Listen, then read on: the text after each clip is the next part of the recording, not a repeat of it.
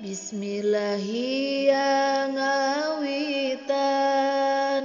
ngadamel abdi syairan neda berkati pangeran malah mandar karohmatan eling-eling ikhwan sing emut kana siksaan eureunnan kamaksiatan masing emut ka pangeran elingkeun siksaan kubur nu aya dina pitutur emutkeun sadaya dulur banget pisan siksa kubur ngawitana teka pendak jeung ahlina luak liuk daya baturna sumawon indung bapana poekna taya hinggahna kajaba padung baturna kaduhung taya bandingna lalawora kana solatna kasahanyun kentulung lian ka Allah nu agung siksaan Allah nu agung sengseuredan tesung barang jol munkar wa nakir mariksa bari ngagendir mataksieun kalaletir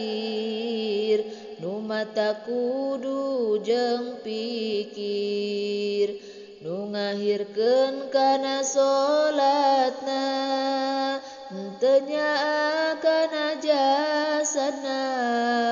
henteu sieun di akhirna disiksa ka bina-bina tuluy disiksa jasadna digencet taneuh awakna tina suku kana sirahna pacorok iga wakesna diurug seuneu naraka kutina bangetna siksa panasna taya hinggana di neraka menangeumna tuluy jasad gegeroan tapi taya nu nembalan dunia mah henteu nulungan angin amal rejeng iman tidinya nurunkeun deui siksaan leuwih ti tadi piwarang Allah nu suci katelah orai nu sakti Sujaul Aqra ngaranna nu didamel besi kukuna hurung ngagebur panona